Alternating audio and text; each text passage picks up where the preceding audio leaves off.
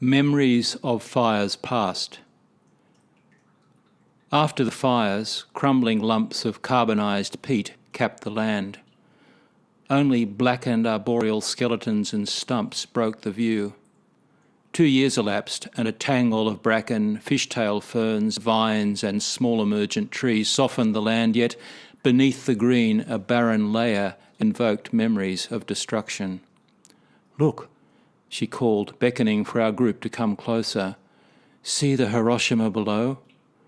Yes, so sad. I imagined nature groaning and crying as the fires swept through, burning a surface with foundations laid at Pleistocene's end.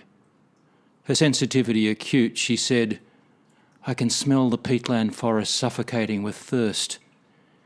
Here in this place I see images of amputees, war veterans, like the men of empty gaze in New York subways." Her words still resonate, powerful, empathetic observations connecting centres of suffering across species and time. Riau's peatlands are a natural protection, nurturing a climax of diversity, hosting life driven from clearing of the great equatorial forests that stood tall on drier mineral soils. Once refuge for life fleeing the destruction, now a new oil palm and pulpwood El Dorado. Retrieving a lump of carbon, dry unburned peat still adhering, Yihan tested it with a cigarette lighter. Small flames flared and died to a smouldering glow. "This can burn for weeks. Even after rain it lingers below. The devil comes up from hell to restart the fire," he proclaimed. Images of a flaming Yama, the wrathful god of the underworld, reaching up from infernos below, resolved into the memory of Australian coal seams burning unabated through 6 millennia. "When the wind rises, embers can travel to another area and start new fires," he added. His words invoked memories of searing El Niño years, of blazing Australian conflagrations storming through treetops, embers leaping from ridge to ridge. Canberra's fires of 2003 were such an inferno. The day was hot and inflammably crisp. Travelling south, an errand interrupted the journey with a brief deviation to the house of a retired senior public servant in the Forest Garden suburb of Cook.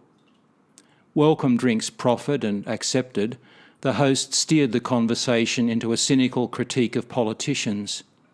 Air conditioning and familiar conversation brought relief from intense heat. Relaxed and momentarily oblivious to the building elemental forces, we stepped outside to leave. "Intensely dry," he observed with a sudden concern.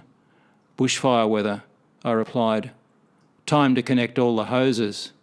"Yes, it is. I'll check the gutters for leaves and block the downpipes with tennis balls. I can fill them with water at the first sign of fire."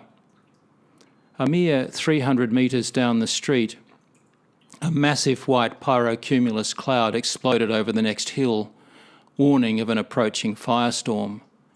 Relieved to be headed south and away from these ominous atmospherics, ABC Radio 666 was a welcome companion. Within 35 minutes, the sky was charcoal black. Now station 666 sounded a siren, alternating with warnings listing Canberra suburbs, including Cook, as fire emergency areas. Breached by flames leaping ridges, the southerly route was already cut, so a wide traffic island became a refuge, a place to wait. Bored, after an hour, I headed east through a smoke-enforced midnight, picking a coastal route to my ultimate destination, Bombala and the Holy Transfiguration Monastery.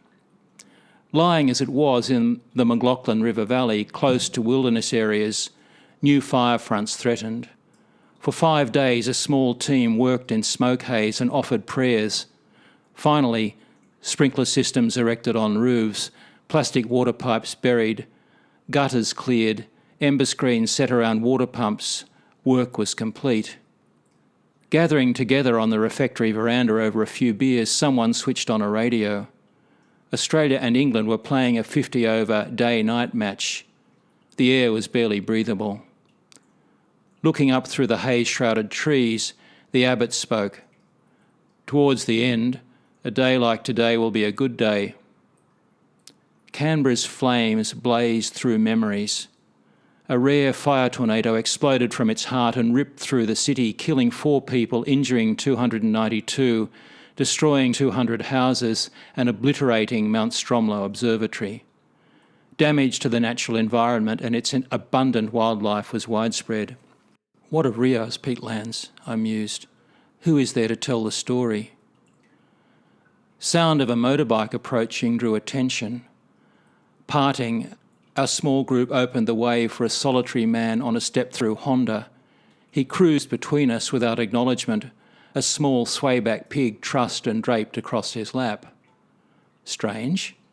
He's carrying a pig. Isn't everyone here Muslim? I asked the young man standing beside me. He's from the forest. His people don't have a religion, he replied. None at all? No, they believe in forest spirits. Where is he going? I asked. Into the forest. His people live there.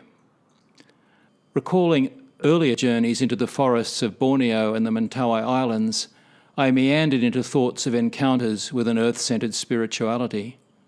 The archipelago's first people understand God as a host of presences in the forests, on the mountains, everywhere throughout Nusantara. This man followed a primal path leading to a world crowded with diverse spiritual entities.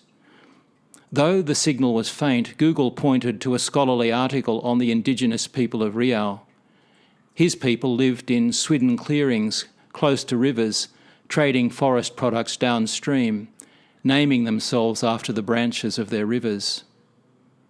Tigers and orangutan have been the iconic faces of forest clearing and habitat destruction.